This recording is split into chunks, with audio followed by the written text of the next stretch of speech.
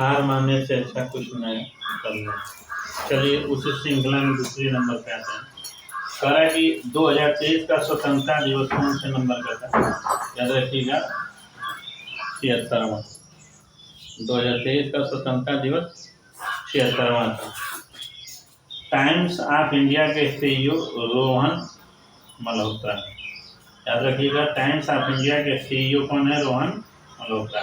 देखिए क्या था ना कि टाइम्स ऑफ ये इंडिया है और वहाँ पे ये रोनित मल्होत्रा है। रोहन मत करिएगा, रोनित कर लीजिएगा। याद रखिएगा रोनित मल्होत्रा मार्कर है, तो याद रखिएगा। ये पूछा था ना पेपर 2013 का, जब मैं हल करा तो उसमें पूछा था कि टाइम्स ऑफ इंडिया के उस समय के, तो इस समय के हम लिखवा दिए क्या है? रोनित मल्होत्रा। रोहन या रोनित, जिन जो पढ़ेंगे, जो लोग अच्छे जानकार होंगे वीडियो में कमेंट जरूर करेंगे गलती हुआ तो रोनित है कि रोहन। अस्थायी पंचायत का न्यायालय, याद रखिएगा अस्थायी पंचायत शुरुआत किया गया था। तो अस्थायी पंचायत का न्यायालय कहाँ है? दहेग में है। और अंतर्राष्ट्रीय न्यायालय का मुख्यालय भी कहाँ है? दहेग में। पिछली वीडियो में बता रहे अंतर्राष्ट्रीय मुख्यालय के जो इस समय भारतीय हो क्या है? दलवीर सिंह है ना, इसको याद रखिएगा। ग्राम पंचायत की स्थापना 22 दिसंबर 2008 को हुआ था। ये पूछा हुआ है 2023 का प्रश्न, 2013 का प्रश्न है कि ग्राम पंचायत न्यायालय की स्थापना कब? 2013 में पीसीएस में पूछा गया था। तो संभावना है कि ऐसे ही प्रश्न आएंगे। आप पेपर देखिए, जब मैं इस समय पढ़ने के बाद जब मैं कोई पेपर हटता तो मुझे लगता है कि वाह कितना आ रहा है, लेकिन हाँ पेपर में जाने पे प्रेशर की वजह से हम लोग भूल जाते हैं। तो याद रखिएगा इन सारी बातों को। तो ग्राम पंचायत की स्थापना 22 दिसंबर 2008 को होता है। राम सेतु, ये भी क्वेश्चन था, कहिएगा तो हम इस वीडियो में पिक्चर क्लिक करके डाल देंगे। राम सेतु धनुषकोटी से क्या होता है? शुरू होता है। राम सेतु धनुषकोटी से शुरू होता है। ये सब कुछ विविध में था, ये यहाँ से यहाँ तक सब विविध है।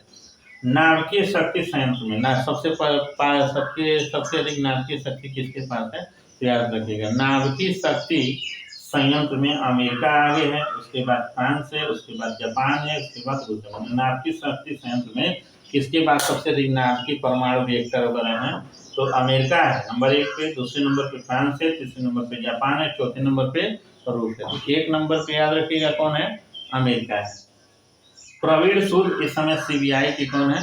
निदेशक है। ये क्यों लिखा? क्योंकि उसमें पूछा हुआ था 2013 में कि प्रवीण सूद सीबीआई के निदेशक कौन है। तो मैंने वहाँ का तो अब आएगा नहीं इस एग्जाम में, तो 2023 के आधार पर देखिए मैंने फिर बता दूं कि 1993 से 2013 तक का दशक का एक पेपर सेट है। और जब आप लोगों को अच्छा लगेगा कंटेंट, आप कहेंगे कि हाँ ठीक ठाक है पढ़ाया जाए, क्योंकि मेरे पास कोई कैमरा मैन नहीं है, खुद मैं वीडियो लिखता हूँ बनाता हूँ। मान लीजिए इधर लिखने में थोड़ी गलती हो गई या वीडियो क्वालिटी आने में, तो उस पर आप लोग जैसे पिछले दिनों एक मान्यवर थे गौरव सिंह, वो आए वीडियो देखे और गाली तो नहीं दिए, लेकिन वो कहने लगे कि सर सुर्ती काटे हैं क्या। मेरा बर्निंग हो गया था बचपन में, ये जल गया था मेरा, तो जिसकी वजह से अब मैं इसी बात से डरता रहा कि वीडियो सही क्वालिटी आएगी तो नहीं, तो कुछ लोग कमेंट आके बड़ा करते हैं बुरा, इसी डर से मैं, नहीं तो आज मेरा कोचिंग बहुत आगे निकल गया था। मैं कोचिंग पढ़ाता हूँ वैसे भी, तो ऑनलाइन में मैं बहुत आगे निकल गया, लेकिन इसी डर ने मुझे दबा दिया। लेकिन कंटेंट आप देखेंगे तो यूट्यूब पे किसी ने ऐसा नहीं किया। मैं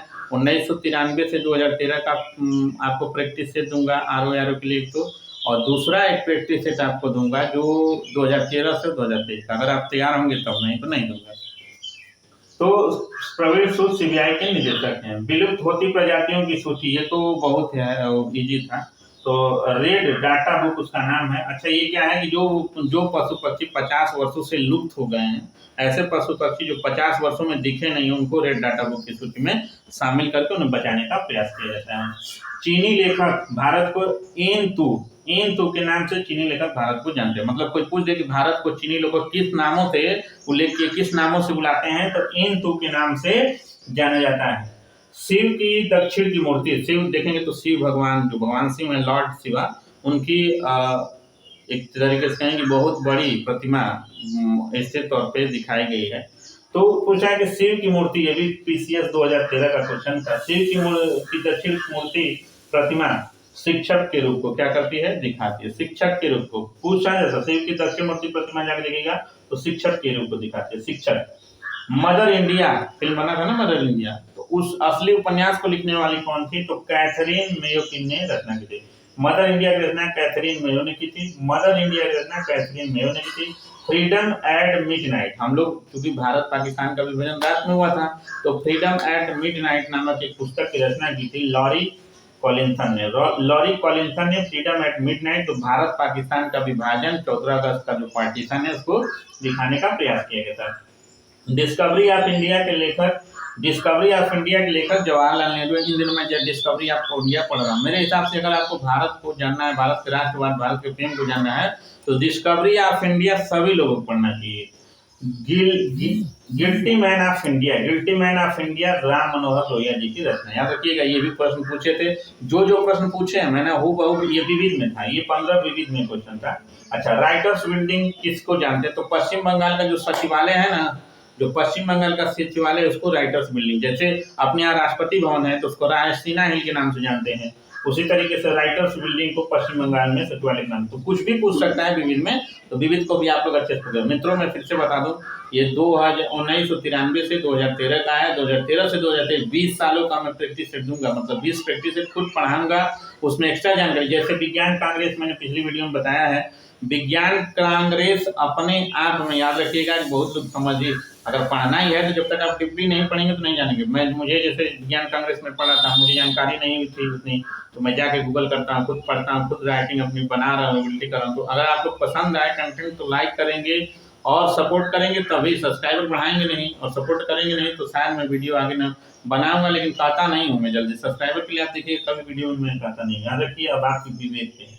राइटर्स बिल्डिंग पश्चिम बंगाल, राइटर्स बिल्डिंग क्योंकि पश्चिम बंगाल के बहुत सारे लेखक हुए, कारण भी इसका बता दे रहे हैं। पश्चिम बंगाल लेखकों का वो एक तरह से कहेंगे भूमि था, तो यही कारण था कि जो अधिकारी बैठे वो लिखा पढ़ी का काम करने वाले थे, तो उसी आधार पर उसका नाम दे दिया गया था राइटर्स बिल्डिंग। और पश्चिम बंगाल का ये सचिवालय का नाम है। 9वीं अनुसूची और गांधीवादी विचारधारा से उत्प्रोत होकर 1995 में उत्तर प्रदेश जमींदारी उन्मूलन, मतलब इसके तहत जमींदारी व्यवस्था का क्या किया गया था, अंत किया गया। तो गांधीवादी विचारधारा, गांधी जी ने कहा था कि भारत की जनसंख्या गांव में बसती है और गांव के लोगों का विकास होना चाहिए, तो गांव के लोगों का सर्वोदय का विकास सिद्धांत रखते हुए गांधीवादी विचारधारा से उत्प्रोत होकर 9वीं अनुसूची में गांधीवादी विचारधारा से उत्प्रोत होकर 1950 में उत्तर प्रदेश जमींदारी उन्मूलन लाया गया था। तो ये प्रश्न यहाँ पे इंपॉर्टेंट हो सकता है कि उत्तर प्रदेश जमींदारी उन्मूलन कहाँ से लाया गया। दक्षिण एशिया का वृद्धि जनसंख्या सर्वाधिक प्रतिशत है। करेक्ट, दक्षिण एशिया का वो कौन सा देश है जो वृद्धि जनसंख्या में सबसे अधिक है? तो दक्षिण एशिया का कौन सा ऐसा देश? तो दक्षिण एशिया में देखेंगे तो हम लोग दक्षिण पूर्वी एशिया में है, और दक्षिण एशिया में श्रीलंका है। याद रखिएगा, श्रीलंका वो देश है जो वृद्धि प्रतिशत में सबसे क्या है, आगे है। और लास्ट प्रश्न ये भी था कि महोदय श्री के नाम से विविध था, तो विविध में कुछ भी उठा के डाल देते हैं सब।